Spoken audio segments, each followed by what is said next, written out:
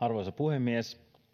Haluan pyytää ihan alkuun anteeksi eduskunnalta ja Suomen kansalta.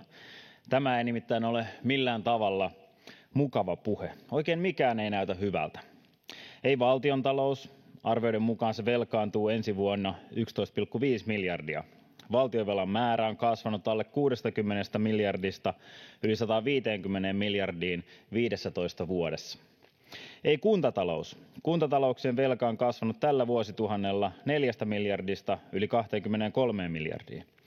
Ei kotitaloudet ja taloyhtiöt. Niiden velkaantumisaste on noussut 23 vuoden aikana noin 70% noin 140%. Velka on enemmän kuin omaisuudella arvoa.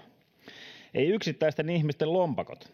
Palkan noususta huolimatta tuotteiden hinnat ovat nousseet viime aikoina enemmän. Rahalla saa vähemmän. Verotus ei ole tosiasiallisesti keventynyt.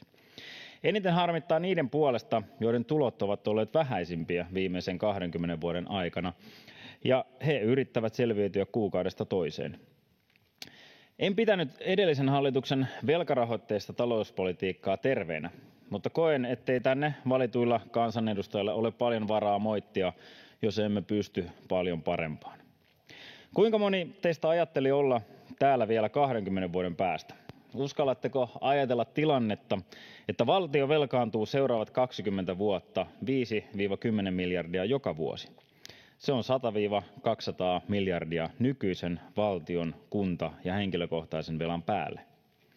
Meillä yritysmaailmassa on tällaiselle tilanteelle nimityskin, ja se on konkurssikypsä. Velka on hyvä renki, mutta kun se kasvaa vuosittaista talousarviota 2 kertaa suuremmaksi isännäksi, sillä on valta iskeä meitä ja jälkisukupolvia kipeästi joka kerta, kun korot nousevat sivaltamaan. Jokainen korkoeuro on pois jostakin oikeasta tarpeesta. 30 vuodessa koko Suomen lainakanta on pitänyt uusia. Kukaan ei tiedä millä koroilla, mutta jos korkojen keskiarvo on 2%, se tarkoittaisi pelkästään 150 miljardilla 3 miljardia pelkkää velkaan. Ja me ollaan menossa ihan muualle kuin sinne 150 miljardin velkatasoon, ollaan jo sen yli. Mä luulen, että täällä on paljon niitä, joita hävettäisi mennä lapsiensa luokse ja sanoa, että hei, me tehtiin sellaista politiikkaa, että sun pitää maksaa valtionkorkoja ensi vuonna 570 €. Joku lapsista saattaisi kysyä, että maksan joo, mutta kaikki säästöthän siinä menee, mutta kai mä saan jotain vastineeksi. Siinä kohtaa pitää vastata, että et saa mitään vastineeksi, et yhtään mitään. Se on hinta lainataloudesta. Velkatalous on surkeaa bisnestä. Viisas mies ei koskaan lainaa, ellei se varmista parempaa maksukykyä. Mihin on kadonnut ihmisten usko ylijäämäiseen talouteen? Muistatteko Irlannin ja Portugalin, joiden talous oli vakavissa ongelmissa vielä 10 vuotta sitten? Ne on pysäyttäneet ainakin toistaiseksi velkaantumiskierteen, ja jos kaikki menee hyvin, niillä on potentiaalia olla jatkossa ylijäämäisiä talouksia.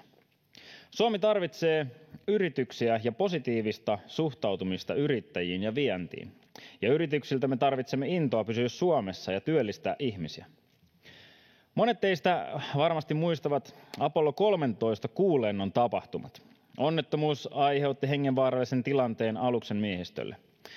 NASA teki kaikkensa miesten selviämiseksi. Ensimmäisenä piti selvittää, mikä toimii ja mikä on rikki. Seuraavaksi piti selvittää, paljonko mitäkin elämän ylläpitoresursseja on jäljellä.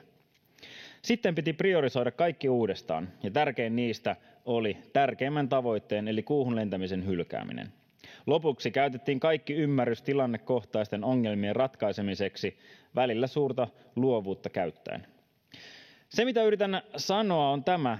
Suomi on ajautunut vaaralliseen tilanteeseen ja me tarvitaan jokaista kansanedustajaa, yrittäjää, työntekijää, opiskelijaa ja nuorta apuun. Onko meidän kaltaisessa budjettikirjassa prioriteettilistaa siitä, mikä on kriittisen tärkeää? Suomen puolustusvoimilla on kriisejä varten valmiit suunnitelmat. Miksi minusta tuntuu, että meiltä puuttuu taloudesta kriisintoimintasuunnitelma? Meille annetussa satoja momentteja siitä, mihin rahaa käytetään, onko jokainen kulukohde yhtä tärkeä. On korkea aika määritellä tärkeysjärjestys ja käyttää rahat tehokkaasti yhteiseksi hyväksi.